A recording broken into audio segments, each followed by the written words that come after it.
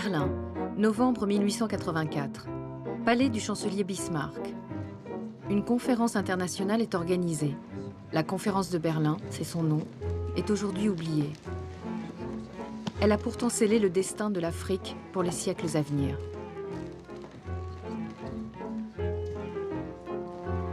Son objectif, à l'heure où la fièvre civilisatrice bat son plein, se mettre d'accord entre occidentaux sur des règles d'occupation du continent. Les discussions vont durer plusieurs mois. Aucun Africain n'y sera convié. Les diplomates qui ne connaissent pas l'Afrique et n'y mettront jamais les pieds, y traceront pourtant des frontières. Sans presque rien connaître des richesses qu'elle recèle, l'Afrique fascine. Et en premier lieu, le baron de Courcelles. C'est lui qui a convaincu Jules Ferry, le président du Conseil, de se lancer dans l'aventure coloniale. Face à lui, Sir Edward Malet, dont le rôle a été décisif dans la conquête de l'Égypte par l'Angleterre 2 ans plus tôt, aux dépens de la France. Si monsieur le représentant du Portugal veut bien prendre sa place. Sir Edward Malet, pour le Royaume-Uni. Le Portugal et l'Angleterre s'étaient entendus pour prélever des taxes à l'embouchure du fleuve Congo, sans l'accord des autres puissances. Ce fut le prétexte saisi par l'Allemagne et la France pour organiser la conférence. Son Altesse Sérénissime, le prince de Bismarck, chancelier de l'Empire d'Allemagne. Les archives diplomatiques révèlent les transcriptions des paroles échangées dans un français parfait. Elles permettent de reconstituer les moments clés de la conférence.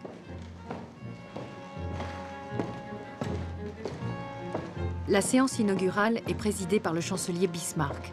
Derrière son air bon enfant, l'homme le plus puissant du monde. C'est lui le vainqueur de la guerre de 70 qui a amputé la France de l'Alsace et de la Lorraine. C'est lui qui a fondé l'Allemagne moderne.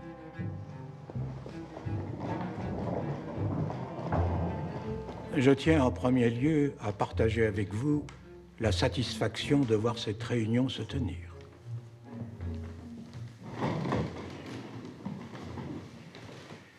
Tous nos gouvernants partagent le désir d'associer les indigènes d'Afrique à la civilisation, en ouvrant l'intérieur de ce continent au commerce et à l'instruction, et en préparant la suppression définitive de l'esclavage. L'intérêt dont nos nations témoignent ici offre une garantie de succès à nos travaux pour développer les relations commerciales avec l'Afrique et servir en même temps la cause de la paix et de l'humanité.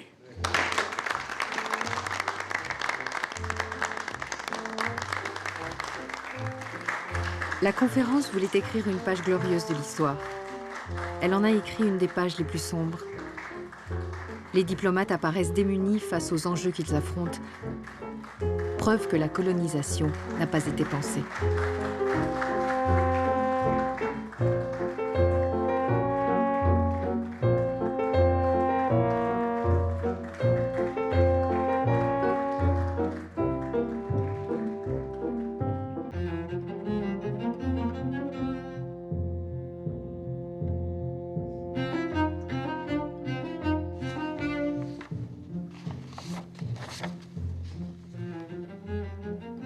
Le développement naturel du commerce en Afrique fait naître le désir bien légitime d'ouvrir à la civilisation des territoires inoccupés et inexplorés, à l'heure qu'il est.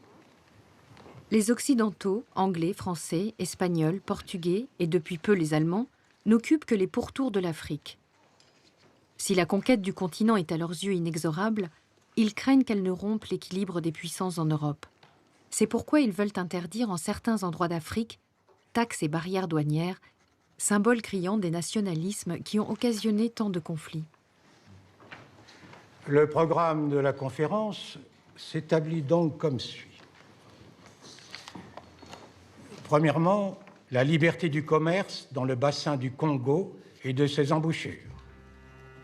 Deuxièmement, la liberté de circulation sur le fleuve Congo et sur le fleuve Niger. Troisièmement, les conditions de prise de possession de nouvelles terres.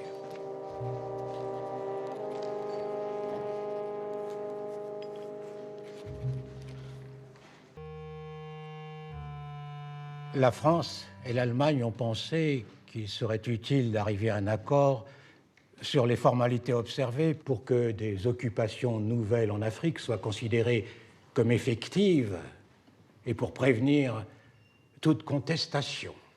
Sir Edward Mallet, représentant du gouvernement de Sa Majesté britannique, notre haute assemblée vous écoute. Je vous remercie, monsieur le chancelier. Messieurs, les vues de mon gouvernement s'accordent en général avec celles exprimées par le chancelier Bismarck. Mais si l'exploitation des marchés du Congo est désirable, le bien-être des indigènes ne doit pas être négligé. Ceux-ci perdraient plus qu'ils ne gagneraient si la liberté du commerce, dépourvue de tout contrôle raisonnable, venait à dégénérer. Les indigènes ne sont pas représentés en notre sein. Et cependant, les décisions de la conférence auront pour eux une extrême gravité. La première phase de discussion concerne donc la liberté de commerce pour tous dans le bassin du Congo et dans ses embouchures. J'ai le plaisir de vous annoncer que le gouvernement de Sa Majesté y est favorable. Pas étonnant. La Grande-Bretagne ne possède aucun territoire dans les embouchures du Congo, une région convoitée par toutes les puissances. Les Portugais les revendiquent pour les avoir abordés les premiers. Les Français prétendent y posséder des comptoirs et lorgnent la rive droite du fleuve Congo. Le roi des Belges, la rive gauche. Les Anglais, eux, occupent les embouchures du Niger. Il y a quelques jours, ils y ont établi un protectorat qu'ils n'envisagent pas de partager. Au Niger, la liberté de navigation, hélas, y est impraticable. Premièrement, le fleuve est en grande partie inexploré. Deuxièmement, le commerce est aux mains de tribus difficiles à contrôler.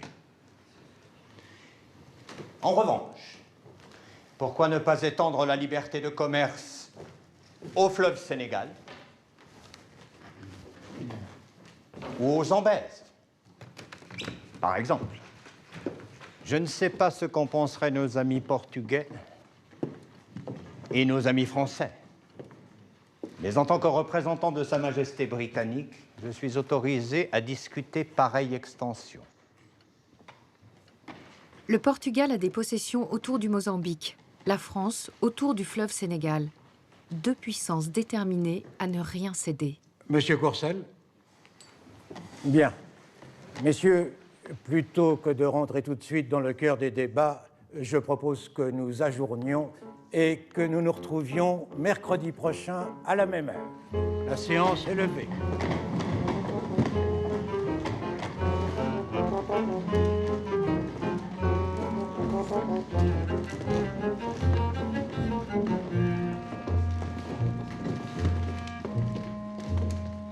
L'Afrique est le dernier des continents inviolés.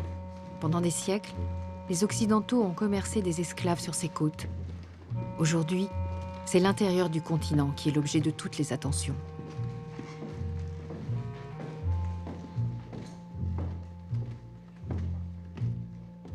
À Jules Ferry, président du Conseil, etc., etc.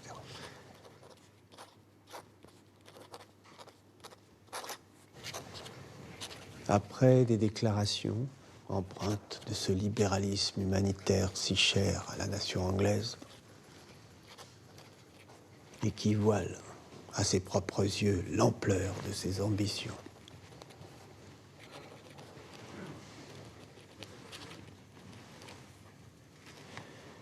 Monsieur Mallet s'est dit autorisé d'étendre à tous les fleuves d'Afrique le régime de libre circulation. Sur le Niger, l'attitude anglaise témoigne d'un exclusivisme et d'une âpreté qu'aucune précaution de langage ne tempère. Il faut donc s'attendre à d'assez vives discussions. Et la conférence devra se résigner à faire d'assez notables concessions face aux protestations de l'Angleterre.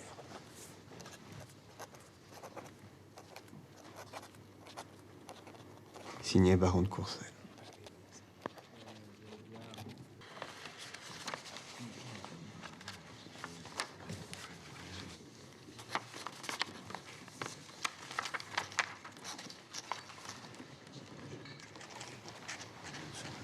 La conférence, qui ne souhaite pas heurter la Grande-Bretagne en abordant la question du Niger, s'ouvre sur la question du fleuve Congo. Un problème qui va révéler les féroces rivalités entre occidentaux.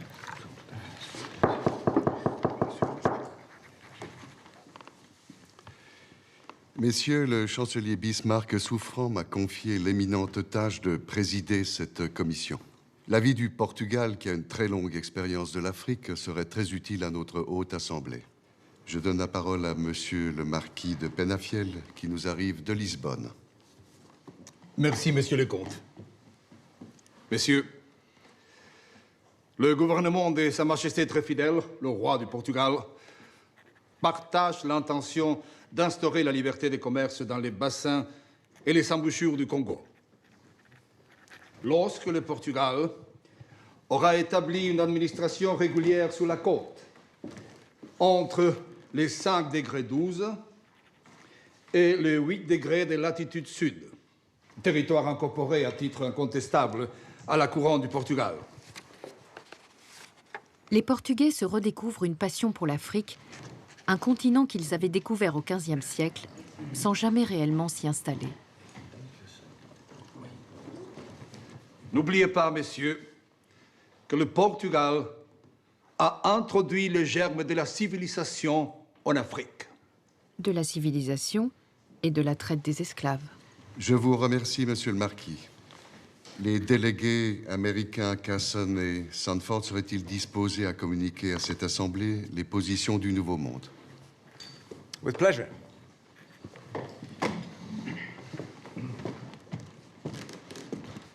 Gentlemen, prior to 1874, vast swathes of Central Africa, including much of the more hospitable interior, was completely unexplored. An American citizen, Henry Morton Stanley, renowned for his intelligence, his courage, his intrepiditude, and his skill as an explorer, resolved, as far as is possible, to shine the light of civilization on these unknown lands. My government would be in favor of any agreement which rendered these lands neutral and which protected them from armed attack. And to that... Je rappelle à tous les délégués qu'il est d'usage que nos communications soient données en langue française, conformément aux règles de la diplomatie internationale. Merci. Excusez-moi, Monsieur le Président. Je vous en prie. À cette fin, une association internationale a été établie sous le haut patronage d'un philanthrope européen. Je parle évidemment de Léopold II, roi des Belges.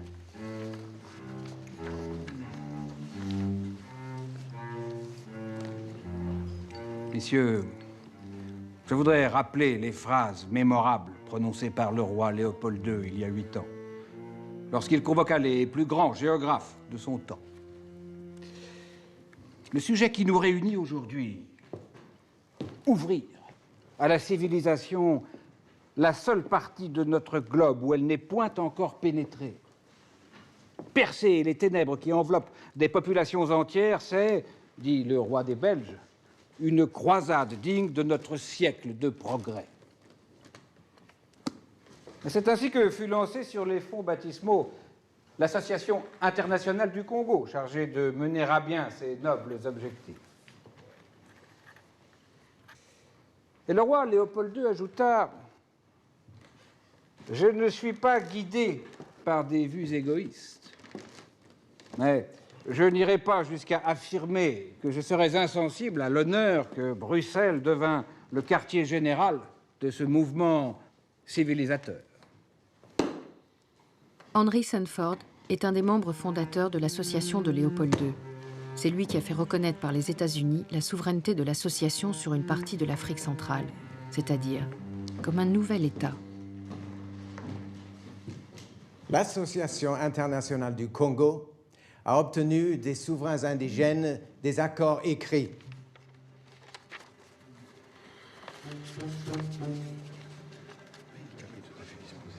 Les chefs traditionnels africains, analphabètes, ont été bien incapables de comprendre les traités qui les dépossédaient de leurs terres. Leur signature, de simple croix, en témoigne. Le président des États-Unis a reconnu l'Association internationale du Congo ainsi que le drapeau qu'il a adopté. Il s'agit donc de donner la plus grande expansion à la délimitation de ce territoire. Ce nouvel État, celui de l'Association internationale du Congo, montrera aux nègres que le gouvernement et la civilisation de la race blanche signifient pour eux paix et liberté.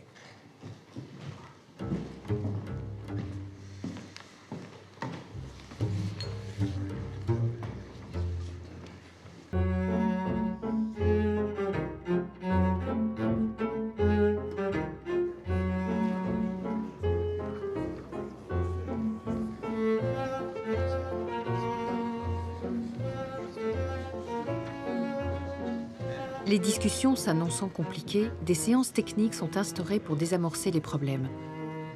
Bismarck, qui à la suite des États-Unis a reconnu l'association de Léopold II comme un État, propose que ces séances soient présidées par le baron de Courcelles.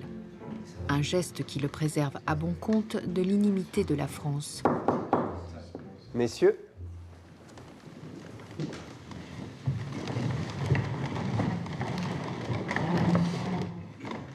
chers amis, je crois qu'il serait sage que nous répondions en premier lieu à une question simple. Comment définir ce bassin du Congo? Vous conviendrez avec moi que les premiers à devoir s'exprimer sur cette question soient les délégués belges. Merci, Monsieur le Président. Votre monarque Léopold II manifeste un tel intérêt pour la région. En effet. Cher baron de Courcelles, messieurs les plénipotentiaires, le bassin du Congo est borné au nord par les bassins de l'Ogooué, du Benaï, du Chari et du Nil. À l'est, par le lac Tanganyika. Au sud, par le bassin du Zambèze et celui de la Lodje. Mais si la Commission désirait offrir au commerce international un territoire plus vaste, il faudrait alors trouver une formule plus générale que cette simple définition géographique du bassin du Congo. Merci, monsieur le baron. La question de la définition du bassin du Congo va empoisonner la conférence. La France, notamment, craint que ses possessions du Gabon ne soient absorbées dans un Congo élargi. Désormais, chacun abat ses cartes. Les représentants américains ont invité monsieur Stanley à venir nous éclairer de ses connaissances.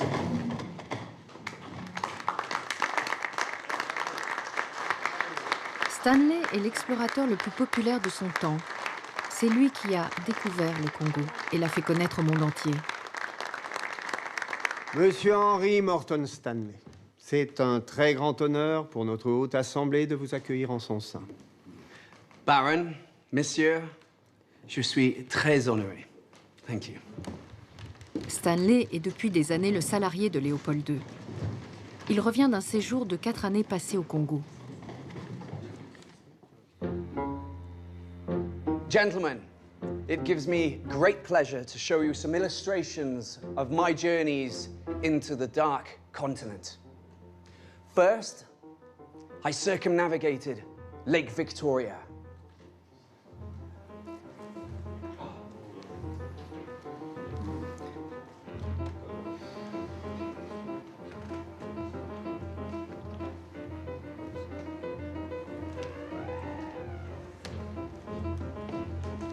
Until I reached The Atlantic Ocean.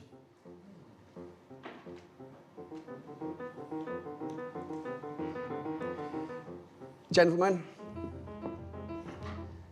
I solemnly declare to you that along a journey of 7,600 miles, I never saw the flag or any emblem or symbol to indicate that I had come across civilized power or authority.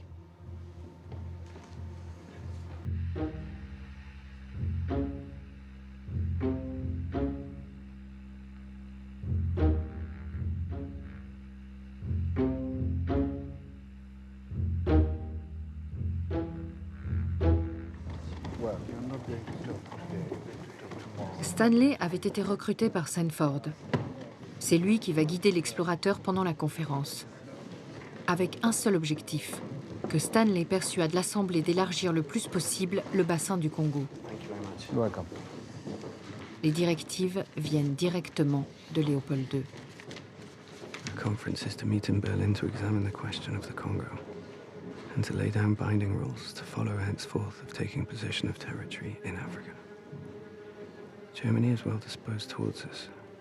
Germany intends to take a considerable portion of the monopoly of the trade in the Congo. France leans a little to the side of Portugal, so it'll be best not to mention that in your speeches. The King thanks you for the trouble you have taken in charge of the Congo. Signed, your friend Leopold II.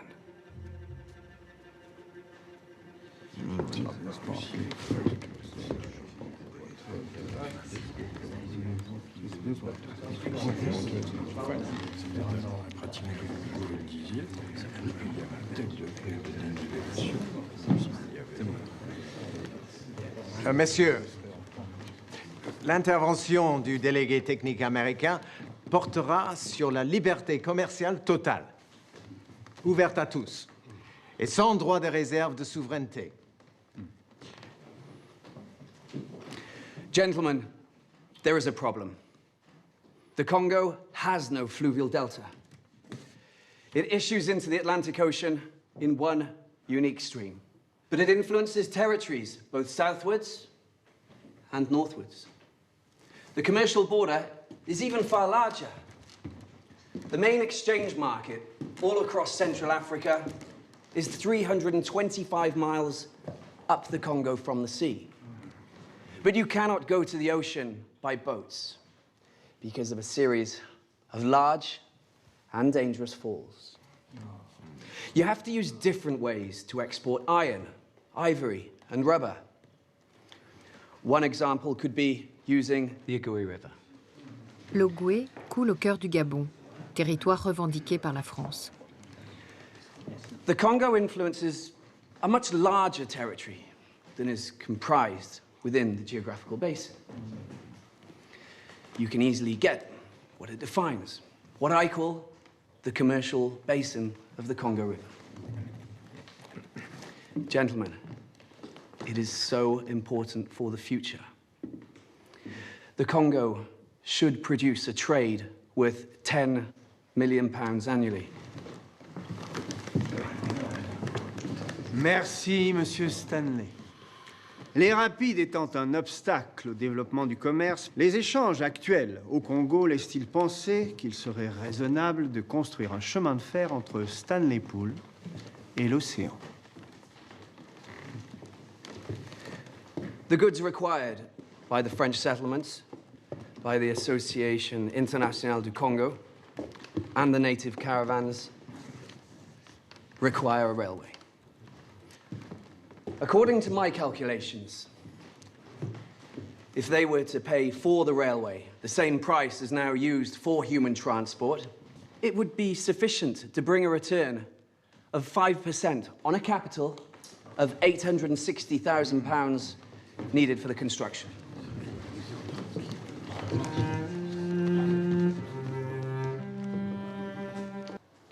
Gentlemen, I would propose within the following limits.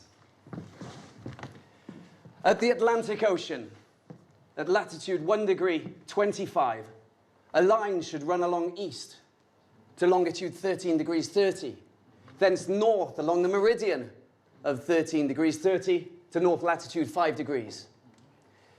Thence easterly over to the waters flowing into the Tanganyika and Lake Victoria until the ocean at 7 degrees 50 south.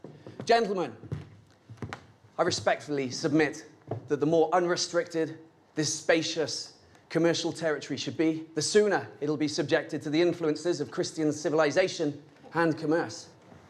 Thank you.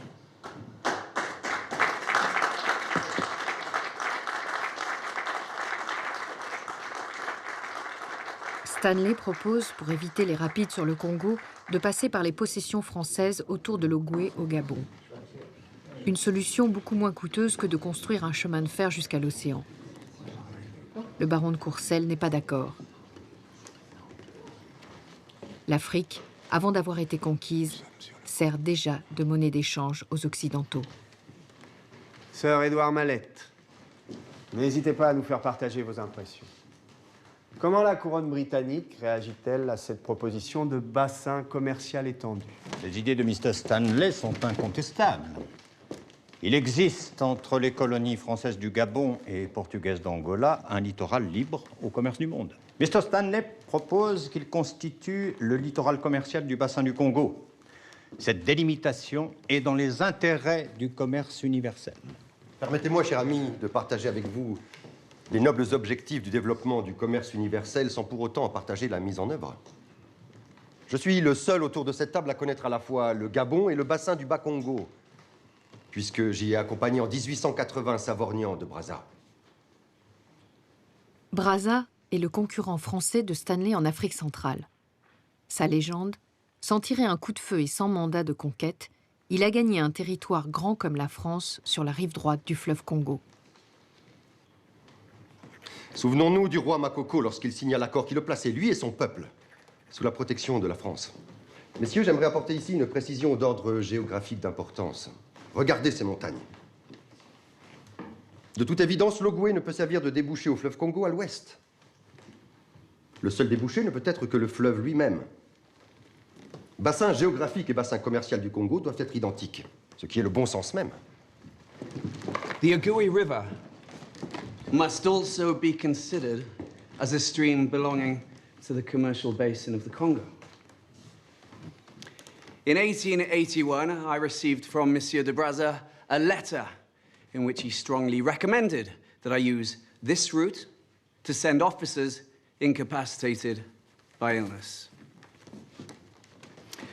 He judged the Ogoni River to be shorter than that of the Congo to the sea. I'm bound to take Monsieur de Brazza's own written statement as indisputable proof of the correctness of my assertions. Thank you. Mes chers amis, vous m'excuserez de calmer votre enthousiasme. Mais en tant que représentant du Royaume d'Italie, j'aimerais faire une remarque. Il n'est pas possible de fixer, même avec les connaissances uniques de M. Stanley, les limites du bassin commercial du Congo. Regardez ces cartes. Trop de zones blanches, trop d'imprécisions, trop d'inconnus. Comblons ces lacunes et ensuite fixons les limites. Messieurs, je vous propose que nous reprenions nos travaux. Vous êtes d'accord avec ce genre de choses?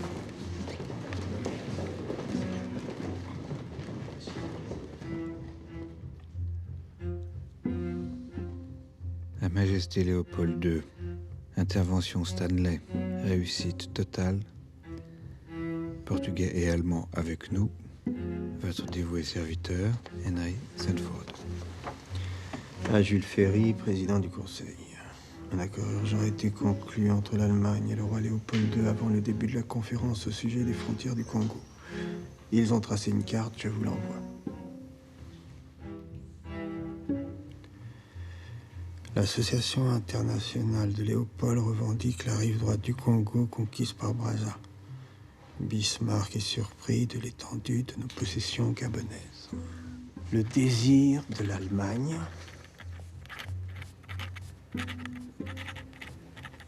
est que le territoire de l'Association internationale sur le littoral soit le plus vaste possible. afin d'obtenir le maximum de points d'accès à l'intérieur du Congo.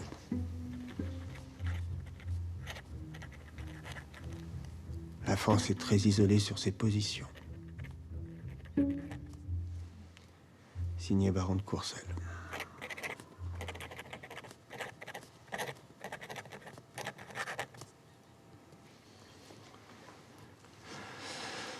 Trouvez le moyen de rapporter en urgence ce qui suit au chancelier Bismarck. La France est convaincue que le roi des Belges a vu trop grand et qu'il sera incapable de mener à bien l'entreprise qu'il projette au Congo. Aussi a-t-elle signé un accord secret avec lui. S'il échoue, le territoire reviendra automatiquement à la France.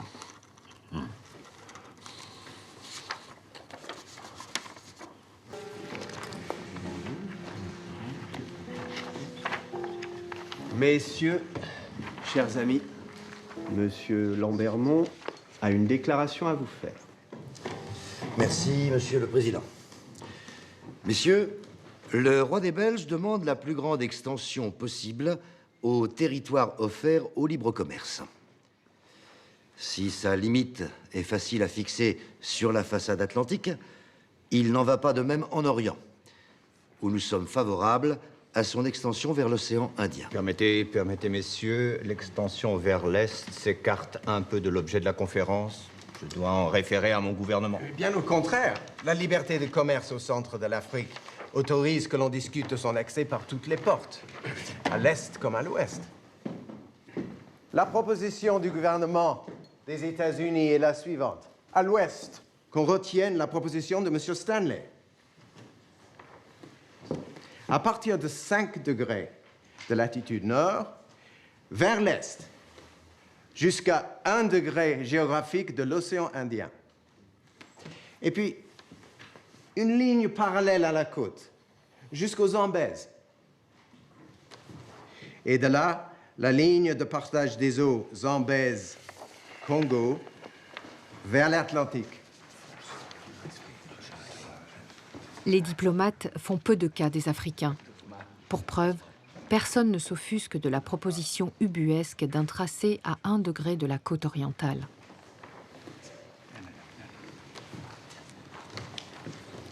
Au nom de l'Empire allemand, je me rallie aux vues de M. Kesson.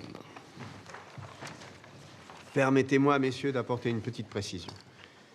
Je suis autorisé par mon gouvernement à envisager l'hypothèse de l'extension vers l'est du bassin du Congo, mais non à conclure sur ce sujet.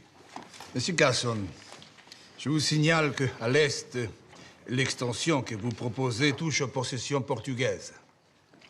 Je dois en référer à Lisbonne. À l'ouest, par contre, le gouvernement portugais est favorable à ce que les territoires de l'association s'étendent jusqu'à la rivière Ogooué, au Gabon. Et pourquoi ne pas y inclure également les terres entre le Gabon et l'Angola? Je voudrais faire observer que le territoire français du Gabon comprend des possessions au sud de l'Ogooué. J'attends précisément des renseignements sur leurs limites méridionales qui devront bien entendu rester en dehors de ce débat. Et de quelle façon la France administre-t-elle l'Oango, par exemple? La France administre l'Oango. Mais je dois admettre que j'ignore, à l'heure qu'il est, comment cette possession se rattache au Gabon.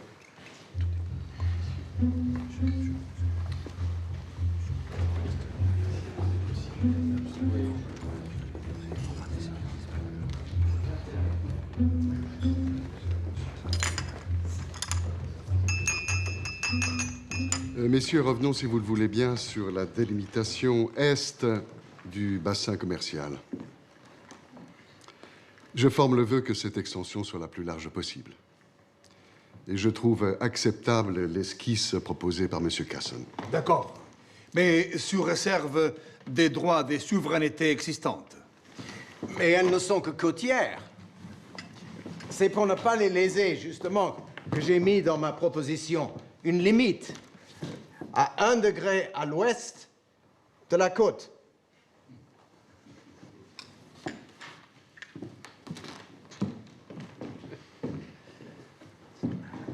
Messieurs, les droits de souveraineté du Portugal et du sultan de Zanzibar doivent être pris en considération.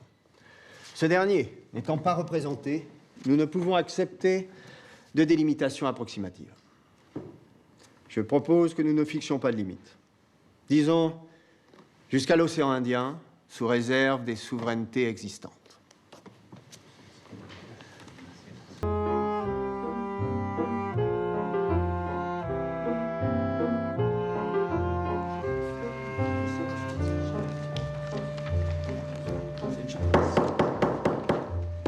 Messieurs, s'il vous plaît, un peu d'attention. Je vous invite à écouter le témoignage d'un conseiller technique convié par la délégation allemande. Monsieur Adolf Wehrmann, de la société commerciale Wehrmann, fondée par mon père. Nous sommes installés sur les côtes africaines depuis plusieurs dizaines d'années.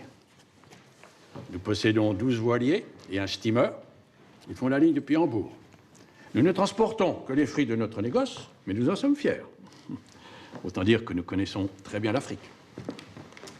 Je voudrais dire en préambule que je n'aborderai le sujet que sous un angle commercial. La forme prédominante du commerce en Afrique est le troc. Tout le long du Congo, l'unité de valeur très spécifique s'appelle le mas. Il serait plus juste, au lieu de parler du bassin commercial du Congo, de parler de l'ensemble de l'Afrique équatoriale. Quand les Portugais ont adopté un système de taxes spécifiques sur leurs côtes, en Angola, le commerce s'est déplacé ailleurs, au détriment de l'administration portugaise. Donc si vous, messieurs les Français, excluez la rivière Ogooué, au Gabon, de la zone de libre-échange, le commerce sur l'Ogooué mourra. Et c'est le Congo qui le récupérera. Pour la même raison que précédemment. Il est donc dans les intérêts de la France que la rivière Ogooué fasse partie d'un territoire offert à la liberté commerciale. C'est uniquement lorsque ces points ont été pris en compte que le monde civilisé pourra tirer bénéfice de ces immenses territoires, dont Stanley a si bien décrit les richesses. Merci, Monsieur Wehrmann. Messieurs.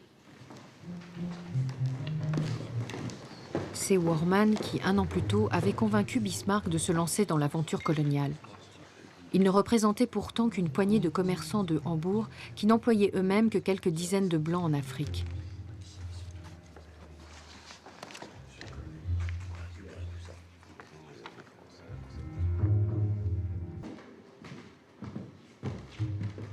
La conférence prend peu à peu l'allure d'une réunion de copropriétaires vétilleux.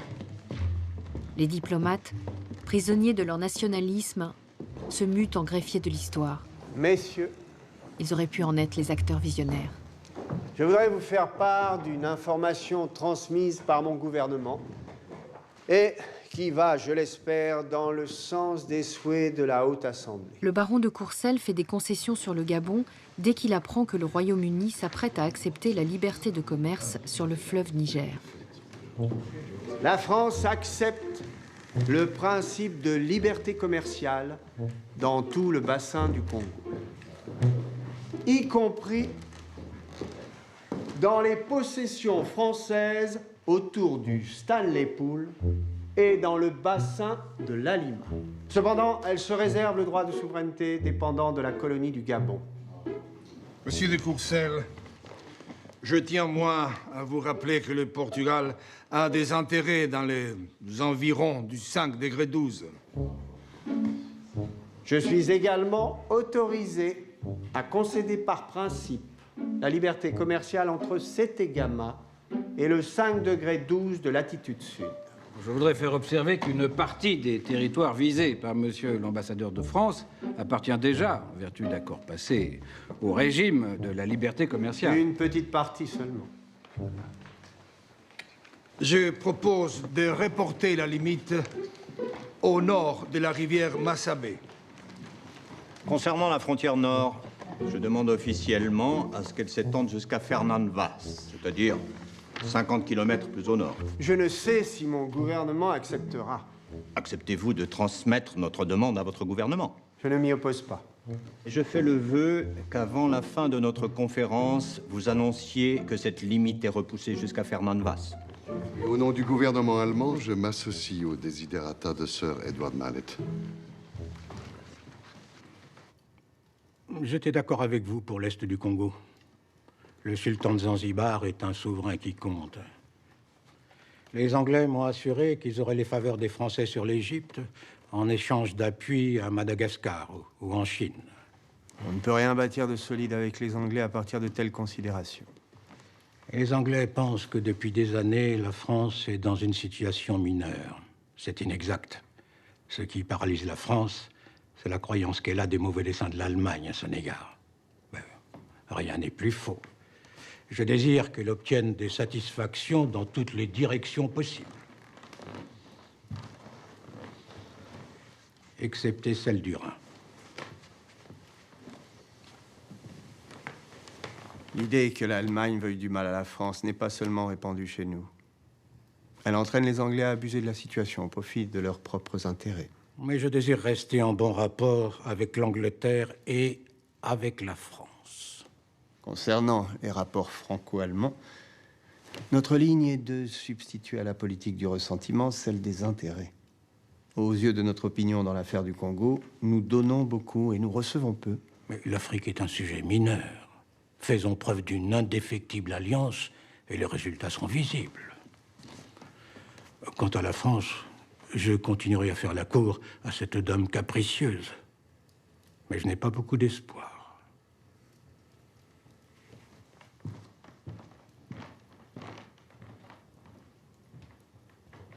La position de Bismarck est un chef-d'œuvre de diplomatie. Il désire jouer de mauvais tours à l'Angleterre, mais par notre intermédiaire. Une fois l'Angleterre brouillée avec la France, il s'en lavera les mains. Quant à l'association internationale de Léopold II, ses agents ont circonvenu Bismarck afin de lui faire croire en l'énormité de nos prétentions.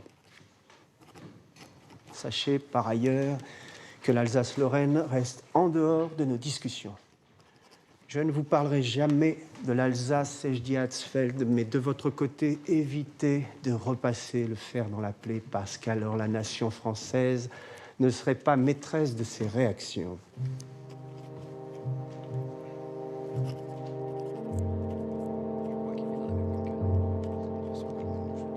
En coulisses, le président de l'association de Léopold II, le colonel Strauß, tente de convaincre les pays présents à la conférence de reconnaître l'association comme un État. Il met en avant la mission civilisatrice et les opportunités commerciales qu'elle propose.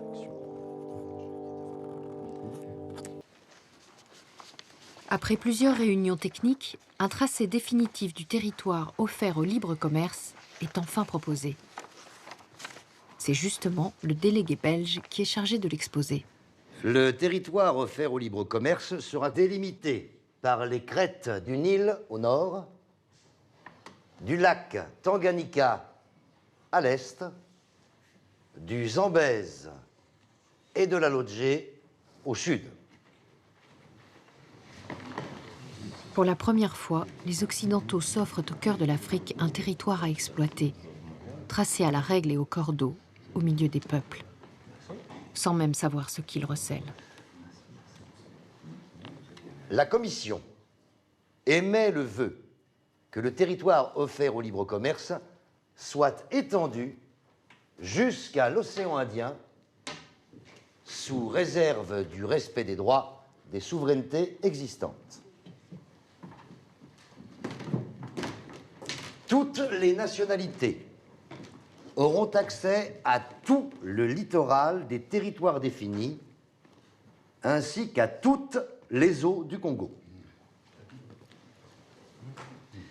Les marchandises importées seront affranchies de droits d'entrée et de transit. Donnez-vous votre assentiment, messieurs, à cette définition? Merci, messieurs.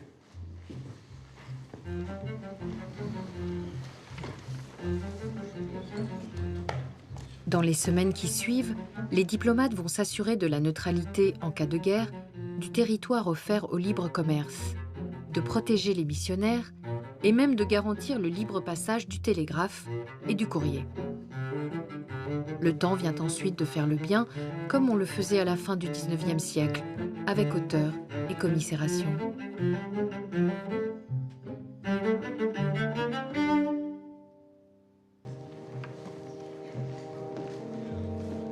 Dans les archives de la conférence, les échanges sur l'alcool sont particulièrement édifiants.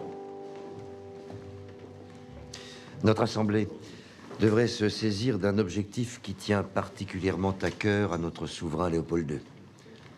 L'avenir et le salut des races indigènes du centre de l'Afrique.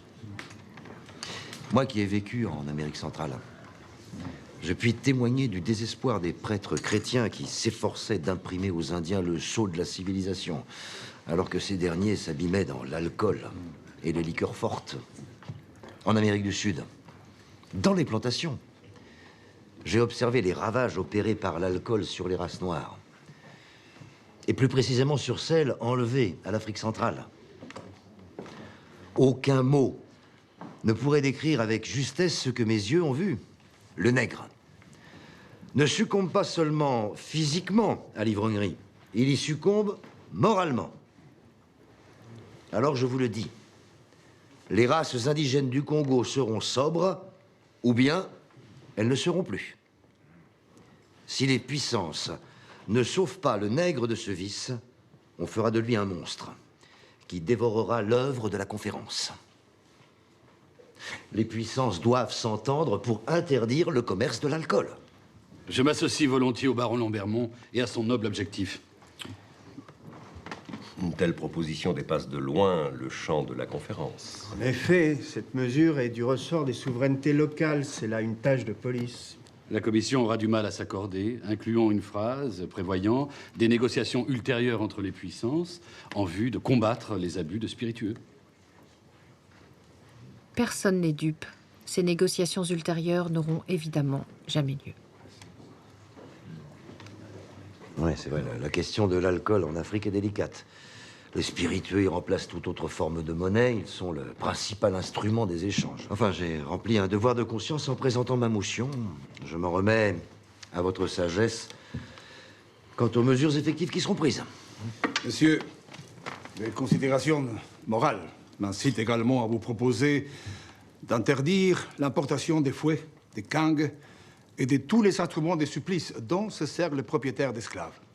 Et à ces propos, je pensais que c'était dans l'intérêt de cette haute assemblée de vous les présenter. Alors, si vous voulez bien...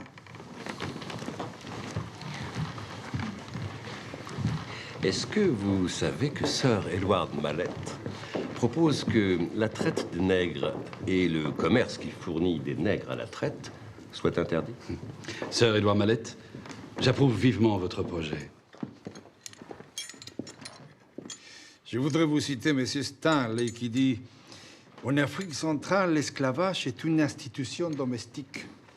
Les esclaves sont au service de leur maître depuis des générations. » L'abolition de l'esclavage est la grande cause du XIXe siècle. Seul le Brésil n'a pas encore aboli. La proposition britannique de Sir Edward Mallett vise deux formes du commerce des esclaves.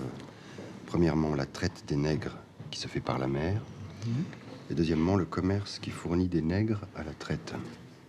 La traite est déjà interdite, mais le commerce n'est lui l'objet d'aucune législation particulière, etc., etc. Sir Edward Mallett, votre proposition ne prend-elle tout son sens que si elle est appliquée dans le monde entier? Effectivement, c'est là l'esprit de ma proposition. Dans ce cas, elle revêt une extension imprévue de l'objet de cette conférence. Référons-en à nos gouvernements. Préparons un acte applicable dans le monde entier et séparons-le de l'acte final de la conférence. 6 millions d'esclaves noirs affranchis vivent aux États-Unis. Nous sommes donc particulièrement sensibles à cette question. Et nous aimerions aller plus loin.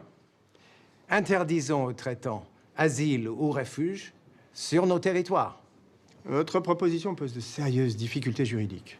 En France, un citoyen ne saurait être banni d'un territoire de la République. Un gouvernement ne peut tolérer qu'un traitant exerce un infâme métier de son territoire. Je ne mets pas en doute la légitimité du but poursuivi. Faisons étudier la question par un criminaliste. Monsieur, ma proposition est la suivante. Premièrement, trouver un accord entre nos puissances pour surveiller à tour de rôle les côtes qui ne sont pas encore civilisées. Deuxièmement, créer un tribunal au Congo pour juger les capitaines des bateaux saisis. Ces deux propositions généreuses du représentant espagnol ne seront plus jamais évoquées.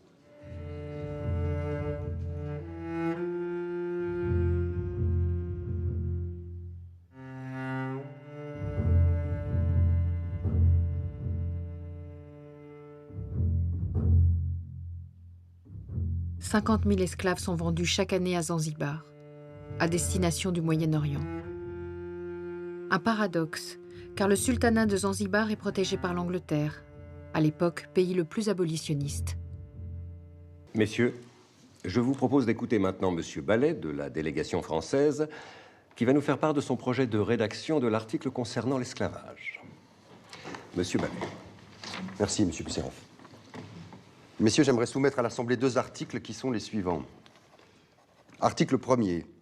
Les territoires du bassin du Congo ne pourront servir ni de marché, ni de voie de transit pour la traite des esclaves. Article 2. Les puissances s'engagent à employer tous leurs moyens pour mettre fin à ce commerce et à punir ceux qui s'en occupent. Monsieur Ballet, je vous remercie. Merci. Je crois, au nom de notre haute assemblée, que nous pouvons accepter cet article. Oui. Cela dit, messieurs, les fêtes de fin d'année approchant, il me paraîtrait opportun de suspendre nos réunions. Au nom de l'empereur, du chancelier Bismarck et de mon gouvernement, bonne fête à tous.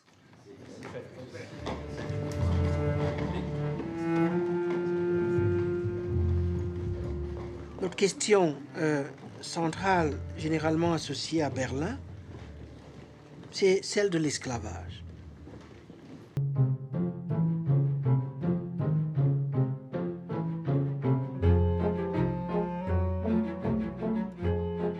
Il aura fallu attendre des semaines pour que la conférence aborde la question qui taraude tous les esprits, celle des règles d'occupation future de l'ensemble de l'Afrique.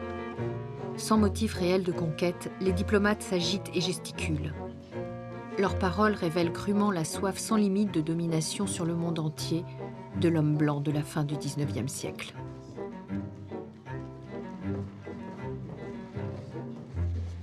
Messieurs, permettez-moi de vous rappeler quels sont les points essentiels pour le gouvernement allemand. La puissance qui prendra possession d'une portion de la côte africaine devra en avertir les autres puissances, garantir la paix, les droits acquis et, le cas échéant, la liberté de commerce sur ces territoires. Je n'ai reçu aucune instruction de mon gouvernement sur ces points. Messieurs, avant tout débat, je propose d'écouter la proposition précise rédigée par la délégation allemande. Premier point. La puissance qui prendra possession d'un endroit sur les côtes d'Afrique enverra une notification aux autres puissances afin d'y faire valoir, s'il y a lieu, leur réclamation. Deuxième point. La dite puissance reconnaît l'obligation d'y établir une juridiction suffisante pour y faire observer la paix et garantir la liberté de commerce. Sur ces deux points, la proposition allemande appelle-t-elle des remarques de l'un ou l'autre d'entre vous? Nous sommes tous d'accord ici pour que les occupations futures soient effectives et non pas simplement nominales. On ne saura donc mettre trop de précision pour sanctionner le principe des occupations nominales. C'est l'Angleterre qui est visée. Depuis des années, l'Allemagne et la France s'insurgent contre les occupations de papier anglaises. De simples accords de protection. Messieurs, j'adhère en général au projet de déclaration. Mais l'efficacité serait plus grande si, au lieu de viser les occupations nouvelles sur les côtes africaines, la proposition visait les occupations nouvelles en Afrique tout entière. Définissons d'abord les modalités de ces occupations nouvelles. Nous étudierons ensuite leurs éventuelles extensions. Soit. Mais un dernier point de détail cette fois. La Grande-Bretagne propose de joindre à la notification d'occupation une description des territoires auxquels elle se rapporte. Une description au moins sommaire. Toute délimitation pose des difficultés, notamment à cause de l'imprécision des titres des chefs indigènes avec lesquels les acquéreurs auront parfois à traiter. L'adjectif sommaire tient justement compte de cette imprécision. Enfin, messieurs, libre à chaque État de demander les précisions qu'il souhaite à la puissance notifiant de nouvelles occupations. Il s'agit là d'une question de courtoisie. Sur quoi des réclamations pourraient-elles porter si aucune désignation des territoires revendiqués n'était notifiée? Il est certain qu'une description des territoires est nécessaire dans la notification, mais une description approximative. Ne pourrait-on limiter la notification des territoires aux seules côtes? La précision sera beaucoup plus grande qu'à l'intérieur des terres. Naturellement. Parce qu'on ne peut pas savoir jusqu'où les circonstances poussent inévitablement à étendre un territoire vers l'intérieur. Les États-Unis souhaiteraient que les puissances procédassent à une délimitation de leur possession actuelle, afin d'éviter, dans l'avenir, conflits et réclamations. La France est visée. Elle refuse obstinément que la conférence statue sur les possessions actuelles. La vraie raison, la France est incapable de prouver les limites des territoires qu'elle revendique. Je voudrais vous rappeler que l'invitation faite aux puissances à cette conférence ne vise que des occupations futures. Monsieur, je voudrais également voir proclamer l'interdiction de la possession d'esclaves nègres par des Blancs. Rappelons également à Monsieur de Penafiel que la déclaration a pour objet d'édicter l'obligation de certaines formalités et non de conditions morales. Votre proposition pourra néanmoins trouver sa place dans l'article déjà étudié consacré à l'esclavage. Je rappelle qu'il a été entendu qu'une disposition générale serait insérée dans l'acte final, en vue de l'adhésion de puissances non présentes à la conférence. Je pense en particulier à l'Association internationale du Congo, bien sûr. Je voudrais être bien certain que les obligations ne porteront pas seulement sur les possessions futures, mais l'application de ces règles aux possessions actuelles me paraîtrait un progrès utile à réaliser. Les règles établies pour les occupations futures constitueront un exemple. Libre aux puissances de les étendre à leurs anciennes possessions. Mon gouvernement soutiendrait le principe qui viserait le consentement volontaire des indigènes dont le pays est pris en possession sans qu'il n'ait provoqué d'acte d'agression. Dans le cas contraire, les puissances signataires apprécieront les conditions pour que l'occupation soit reconnue comme valable. Les puissances auront le loisir de poser les questions qu'elles souhaitent avant de reconnaître une occupation comme effective. Nous sommes d'accord que seules les occupations nouvelles sur les côtes du continent africain sont visées par cette conférence. Mon gouvernement tient en particulier à souligner que l'île de Madagascar reste en dehors de ces dispositions. Messieurs, en tant que représentants de l'Empire ottoman, les affaires de l'Égypte m'importent. Les décisions prises à la conférence ne sauraient donc concerner les territoires situés au nord et à l'est de l'Afrique. Messieurs, toutes vos observations conformes à l'esprit de la conférence prendront place dans le protocole. Comme souvent dans ces grandes réunions diplomatiques internationales, tout n'apparaît pas dans le protocole officiel. En particulier, les résultats des négociations secrètes. Ici, la répartition des côtes africaines. Pourtant, les cartes de la conférence versées aux archives en portent les stigmates. Ici, un trait rouge découpe les frontières du futur Cabinda attribué au Portugal. Là, un G, pour Germanie, marque la future Namibie allemande, au milieu de laquelle les Anglais se réservent l'enclave de Walvis Bay. Quant au golfe de Guinée, il est réparti entre tous, Portugal, Espagne, France, Allemagne et Royaume-Uni.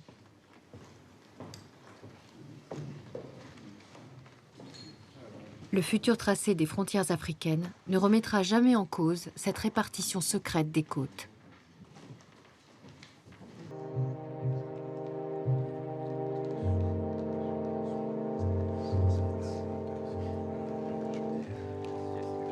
Tous les pays, les uns après les autres, en coulisses, ont avalisé le projet de Léopold II. C'est lui, le vrai vainqueur de la conférence de Berlin. Il n'y a qu'à voir l'air triomphal du colonel Stroh, le président de l'Association internationale, pour s'en convaincre. Messieurs, chers amis, je voudrais vous faire part d'une lettre qu'en tant que président de l'Association internationale du Congo, j'ai envoyée au chancelier Bismarck.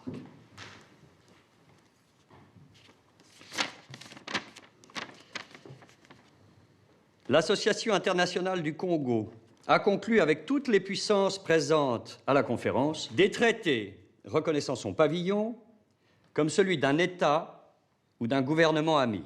Les délibérations de l'éminente Assemblée, qui siège à Berlin, ont contribué à hâter cet heureux résultat. La conférence voudra bien considérer l'avènement d'un pouvoir qui se donne pour mission exclusive d'introduire au centre de l'Afrique la civilisation et le commerce.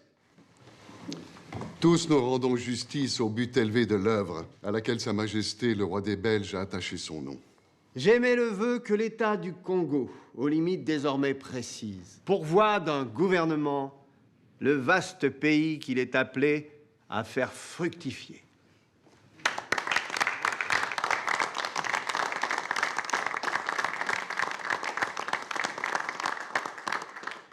On croyait que l'entreprise philanthropique du roi des Belges était au-dessus de ses forces. Nous voyons maintenant qu'il avait raison et que son idée n'était pas une utopie.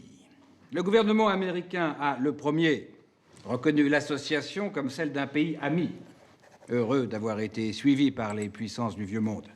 Il lui reste à souhaiter que l'association participe aux actes de la conférence.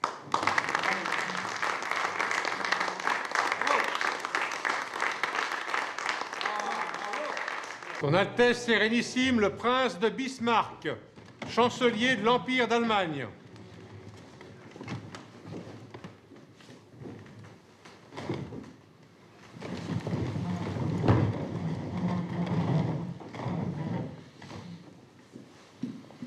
Je voudrais tout d'abord vous exprimer mes regrets personnels. Mon état de santé m'a empêché de m'associer à une partie de vos travaux. Je les ai néanmoins suivis avec bienveillance. Messieurs, je crois répondre au sentiment de l'Assemblée en prenant acte de l'adhésion de l'Association internationale du Congo à nos résolutions.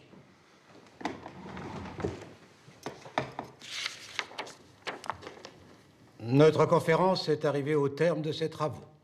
Je suis heureux qu'une entente complète ait été établie sur tous les points du programme qui nous avait été soumis. Les résolutions prises assurent au commerce de toutes les nations le libre accès au centre du continent africain. La liberté de circulation sur le fleuve Congo et sur le fleuve Niger. Vous avez tenu à prévenir les contestations auxquelles de nouvelles prises de possession sur les côtes d'Afrique pourraient donner lieu. Messieurs, je suis chargé par Sa Majesté l'Empereur et Roi, mon auguste maître, de vous exprimer ses remerciements les plus chaleureux. Fort bien. Nous allons donc pouvoir passer à la signature.